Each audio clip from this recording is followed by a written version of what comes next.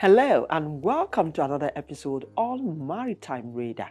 The inland water transportation provides a cost-effective, logistically efficient and environment-friendly mode of transport whose development as a supplementary mode would enable diversion of traffic from the over-congested routes and guarantee economic and social development. Marine transport either by inland waterways or over shorter maritime distance has the potential to greatly improve continental integration in Africa and transform the economies of African countries, especially landlocked and inland states.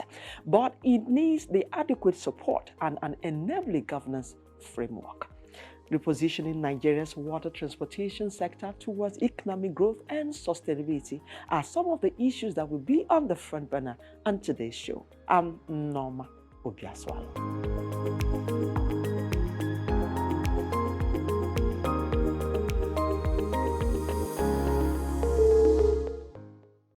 The movement of goods and services along inland waterways is one of the oldest means of transportation. This is because inland water transport offers the most cost-effective, energy proficient and environmentally friendly means of transporting all types of cargo from one place to another.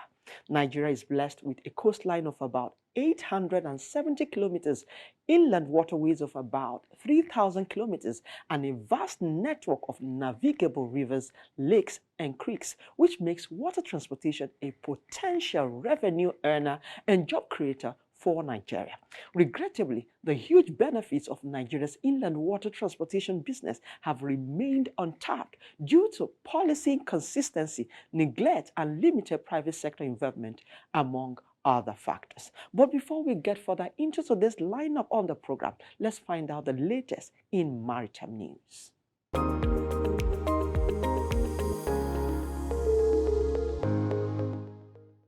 Nigeria's Marine and Blue Economy Minister Adegboyega Oyetola was in Lagos to meet with stakeholders and heads of government agencies in the maritime industry. The minister's first point of call was the Nigerian Ports Authority signal tower, which has been refurbished to reduce wait time as longer vessels that can carry up to 7,000 TEUs now call in. Accompanied and installed by the MPA's Managing Director, Mohammed Bello Koko, the Federal Ministry of Transportation Permanent Secretary, Magdalena Jani, and other government officials. Oyetola reiterated his commitment to the rehabilitation and modernization of the ports. When you talk about marine and blue economy, you need the next infrastructure to support it. My intention is to go around to see things for myself. I had the ministerial briefing for about 10 days, and I've seen a lot of things, challenges, the need to actually do a lot of things about our ports. The infrastructure is almost collapsing from what I've seen. So it's a major rehabilitation that has to be carried out. Again, the dredging will have to continue. At the Lagos Port Complex, Apapa, the Executive Vice Chairman, CEO of ENL Consortium, Princess Vicky Hastrup, noted that the industry had enormous opportunities to generate more revenue for Nigeria. She reiterated that the major focus was on the cracks and project suspension, which had hindered the railway corridor. Adegboyega Oyetola is Nigeria's first ever Minister of Maritime and Blue Economy.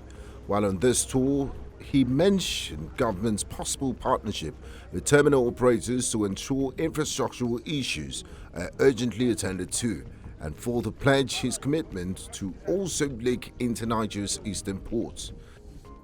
The Minister of Marine and Blue Economy, Adegboyega Oyetola, has condemned the high rate of physical examination of cargo at the port by the Nigerian Customs Service. Speaking during his maiden visit to the head office of the Nigerian Shippers Council in Apapa, Lagos, the minister described customs inspecting cargoes physically as archaic. The minister noted that about 6,000 cargoes were at the port waiting to be cleared, with some dating back to 2011. Oyetola also warned that the present government would not tolerate corruption at the nation's seaports. The Executive Secretary of Nigerian Shippers Council, Emmanuel Jime, highlighted issues requiring government's attention, which include a proposed amendment of the NSE Act to legalize its role as port economic regulator, actualization of a proposed 1% freight stabilization fee on import and export, implementation of the cargo tracking note, and establishment of a national fleet. Operating at 95% of capacity, Brazil Terminal Portuario BTP in the Port of Santos is now refusing ships. BTP, which is a joint venture between APM Terminals and MSC's Terminal Investments Limited, was reported to have been unable to receive 2 scheduled container ships for operation last week. But vessels attempted to divert to the other 2 terminals, Santos Brazil and DP World Santos, but they also could not accommodate the ships. Expansion plans for the ports, including the auction of a new terminal in Santos scheduled for 2022, were halted during the Lula administration.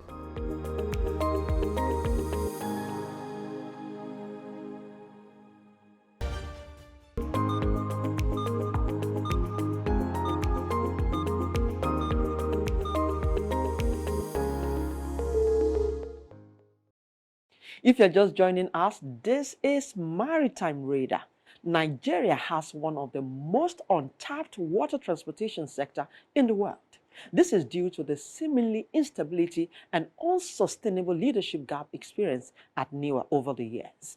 In this chat with engineer Dr. Sarat, Lara Braimah, area manager, Lagos office of the National Inland Waterways Authority, Nneoma, she shares with us opportunities the National Inland Waterways Authority can leverage on, which will support the re-engineering of Nigeria's inland waterways sector. Stay with us.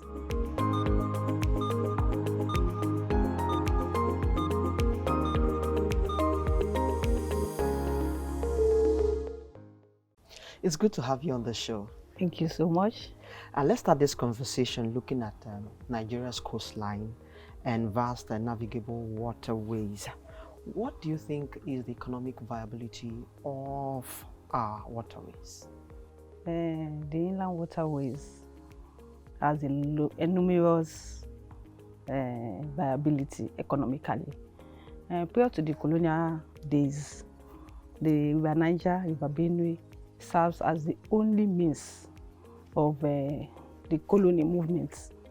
But later there was development of roads, of the rail, which affected the use of the inland waterways. Prior to National Inland Waterways, there was IWD.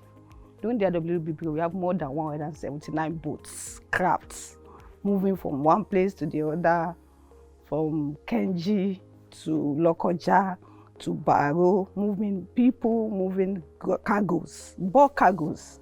So it was well utilized. But the civilization, the oil boom changed the narrative of the inland waterways use. But during the Yaradua regime, there was an approval to dredge the River Niger. It was dredged, open to come back to what the inland waterways used to be.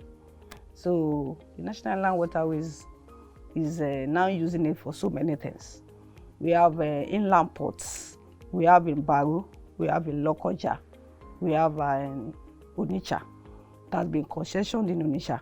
So there is supposed to be movement. Now it was concessioned during the last part of the last regime. So we are hoping that movement of cargoes will start soon. In Lagos, the inland waterways is utilized very well economically. During the Apapa Greek Lock, you will see movement of cargoes from Tinkan, from Kirikiri down to Ikorodu to Ekpe, so that the road will be less used. So if attention is paid into the inland waterways, it's too enormous. The potentials are so much. There are so much, but the government is not putting proper funding into the inland waterways. Okay, this might have, you've enumerated here that obviously is economically viable. but it needs attention and move away from the neglect that is being experienced. So you are the area manager of Lagos office, Nneoma. This must have formed a challenge for you. So in your 4 years in office, what have you done to be able to address this challenge you've mentioned, driving and talking to government, because it's a government agency, to ensure that proper funding and maybe engaging also stakeholders or private sector to be able to involve, invest into inland waterways? Thank you so much. In Lagos, let me be specific because I'm the area manager in Lagos area office. In Lagos, our inland waterways is utilized, as I've said before. Prior to my being area manager, I was the head of Marine. I served under 3 area managers before becoming the area manager in 2019 September. Yes, we saw that movement of people, of cargoes is necessary because Lagos is too congested. So we open up a lot of routes. Before, the only route we have in Lagos was Marina Ikorodu. So we open up Morocco to Ajah, Morocco to Badagry, CMS to Badagry, CMS to Port Novo, CMS to Mile 12, sorry.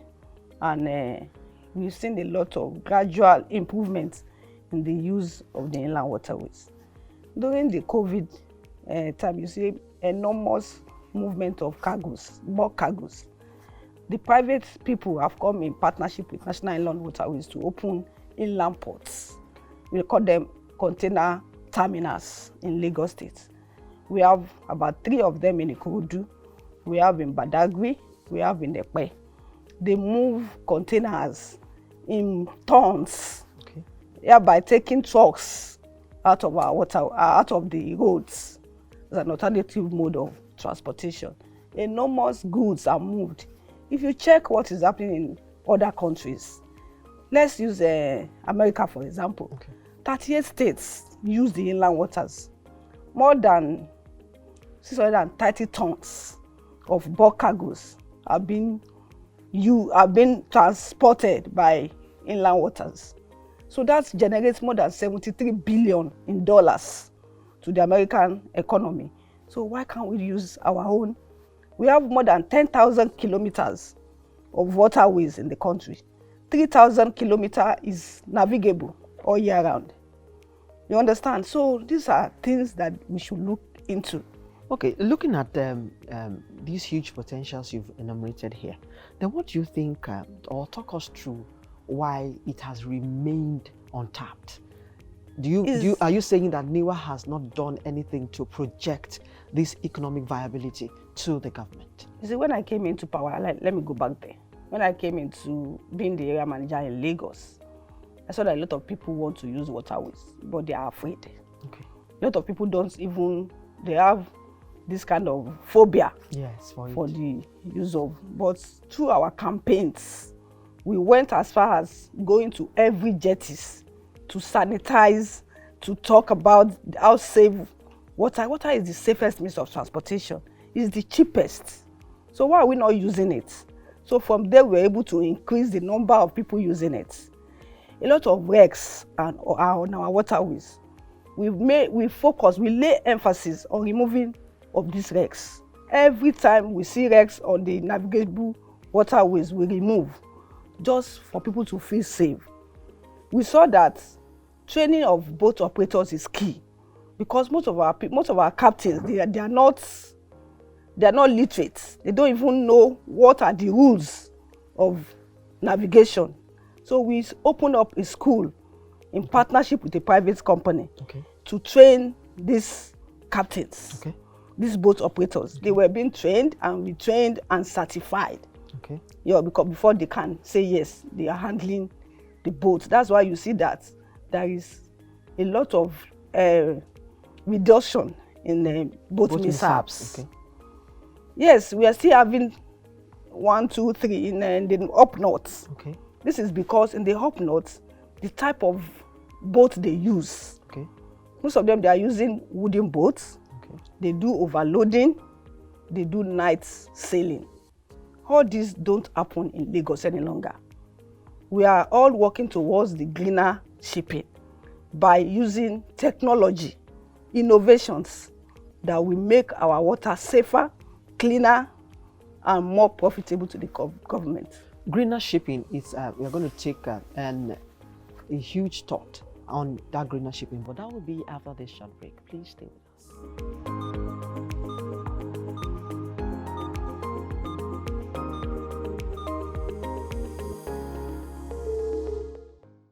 News Central TV, Africa's #1 storyteller, has come with the best of both worlds. With a combination of news app and live TV, we ensure that you keep track of the latest headlines, breaking news, and in-depth analysis from professional journalists from around the continent.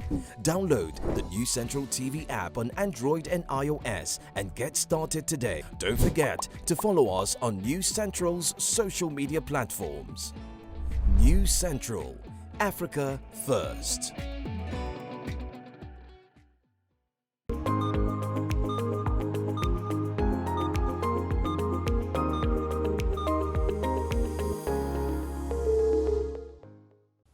If you're just joining us, this is Maritime Reader, and I still have with me Engineer Dr. Sarat, Lara, Braimah. Before we went on that break, you were talking about greener shipping, which is the theme of the World Maritime this year. So talk us through how can operators be supported to acquire newer boats. We need newer boats to ensure that this greener shipping is achieved. Yeah. Do you have the support? I know it's about funding. Do you have the support? Can Nneoma carry this obligation, or are you collaborating with other agencies, maybe like BOI, CBN, to ensure that these boat operators have newer ship? Thank you so much. Yes, greener shipping, that is where the whole world is going to. And we want to key into it. And if definitely we want to key into it, we have to look at buying newer boats. Because most of the boats that that are being used in our inland waterways nowadays, 90% of them are diesel, So, and all these are the one that is causing all these emissions and ecosystem disturbance. So definitely we need to move to new technology. We need to move to the use of wind, solar energy, renewable energy, in short. Because what the World Maritime is saying is that we should work towards 0.5% sulfur reduction emission. How do we achieve this? Yes, the boat operators might not be able to afford their funding. So Nneoma is talking to BOI. We're talking with Cabotage. Okay, CVFF. Yes. That's Nneoma. Nneoma, so that we can be able to use this too to help the boat operators internally. But the CVFF, they've approved their disposal, but it's still having some stages. There is itches, there is stages, there is so the work. So how have you fared with? Yes, these, the management is talking to Nneoma so that they can consider this Okay. smaller boat operators too. Okay. So aside from CVFF, which other? BOI. BOI. Okay. Yes, the AFSIM too is helping. Is in a partnership with National Inland Waterways to develop the River Niger, to bring in newer boats for intertrade between the ECOWAS Before we achieve this partnership funding, what is Nneoma doing on its own to be able to get some boats to also, as an example? Nneoma want to procure some new boats in our budgets this year. Okay. We want this because we have to mediate. Okay. We have to put immediate stop to some boat mishap, especially because of the one that recently happened in Kwara State. Okay. You see, when we went for the investigation, we saw that the boat they are using is not good at all. And they have a lot of people. And that is the only means of crossing from that place to where they were going in Niger. So are you saying that there's no strengthening of regulations and standards to be able to ensure that there are certain boats that are no? No, because in that side of the country, they don't have alternative. You cannot condemn what you don't put alternative into it. That's why Nneoma want to support them by giving a boat Okay. that can pick, let's say, 200, 300 passengers at a go, Okay. a ferry, so that when they are using that, yes, we can now say we must not see this Okay. on our waterways. So there must be an Alternative to what they have now. Okay, what opportunities, looking at the inland waterways, what opportunities do you see? There's a lot of opportunities, potentials. Okay. Like I said, if it is well harnessed, Okay. we can use waterways for tourism. Okay. It can be used to develop smart cities. The coastal town, the coastal villages can benefit largely. Poverty alleviation, job creation. You see, all this can be done. It has been done somewhere else. We can use China as an example. Okay. If you go to China, all these coastal villages, you see industrialization. The fact that the place is navigable make a lot of industry to spring up along the coastal towns. So this can alleviate poverty, job creation. This can key into the renewed hope of this new dispensation. Okay. It can help in the blue economy of the newly created marine and blue economy. Nneoma should be the main target. Nneoma should be the main focus of this government. Yes, it is not easy to fund the inland waterways. It is not easy. If you go to China, you see where they started from. Now China is moving more than 3.7 billion tons of bulk cargoes by water all year round. Okay, this is a platform for you to talk. What exactly do you want this government to do now? Yes. To be able to support this? Yes. The government should look at the inland waterways development. The government should look at, it's not just developing the inland waterways. There should be process, training, you understand, of skilled workers, knowing what and what they want to do, classification of our rivers, you understand, before going into dredging, before opening it up for transportation, both internally and ECOWAS states. Is a lot of economic importance to the country. Okay, you mentioned training and all that. So how do we close the professional maritime gap and management gap? Will you encourage a maritime curriculum in school? And at what level, to bridge this gap? We need to establish maritime curriculum. That is the only way out. Okay, so at what level will you do? At primary, secondary, or tertiary university? It's tertiary. Okay. When you have the necessary curriculum in the secondary school, it's just like going to read medicine. Okay. You start from the tertiary. Okay. So it should be from the tertiary. Let the skill be trained. Let them know what type of rivers do we have in this country. How can we classify them? What kind of cargoes can pass? What is the flow of water? All those should be studied. You understand? We need to concentrate on opening a university for the maritime studies. You said earlier that people are afraid to use the waterways. So that brings me back to how much training do you do? Then how much sensitization do you do, especially for those living and then doing business around the coastal communities? You see, in Lagos, let me use Lagos as an example now. We have what we call joint task force. We have the Navy, the Marine Police, we have the Nneoma Police, we have the association that forms force with us. So we put them at every jetties, all the riverine communities for boarding. When people are boarding, we tell them what to do, what not to do. Okay. You understand? The life jacket they are using, before anybody will just put on life jacket, they don't even know what and what life jacket does. They don't even know that the life jacket has an expired. So this is done every time at the jetties? Every day at the jetty. Okay. They don't even know that the life jacket has expired dates. Okay. So people don't even know that there's a weight that a life jacket can carry. Okay. Now if you use the one that is not your weight, it cannot do anything. So all these are what the National Inland Waterways do every time now. So what of those turning the waterways to dump sites? Yes, marine litters is a big problem in the country. Okay, yeah. It's a serious problem. And that is why you see in part of this riverine area now, we put do not dump refuse, finding them. Okay. Those are part of what our joint task force does. They check people not dump, because it is most of them, it is refuse at home that they dump in the water. Okay. So there is a regulation, and there is the transport code that has been launched now by the National Inland Waterways. There are penalties for everything that you do that we don't want. Okay. Do you have any international collaborations aside from the national collaborations you've mentioned earlier? You know, most inland waterways is internal. Internal. Okay. The only collaboration I sell is Nexim, Bank, Afrexim, because it is within the ECOWAS. But you have partnership with other African countries? Yes. Okay, we must thank you most kindly for your time on the show.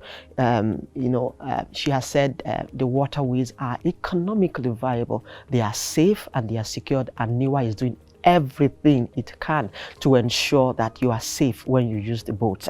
It's been engineer Dr. Sarat Lara Braimah. She is the area manager, Lagos office of the National Inland Waterways. I must thank you most kindly for your time and thoughts on the program. Thank you so much.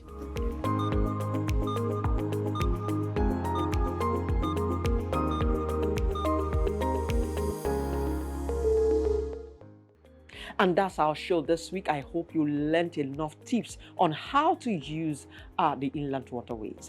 Every week, join us on Maritime Radar as we explore factors that will ensure the development of the maritime sector in Africa.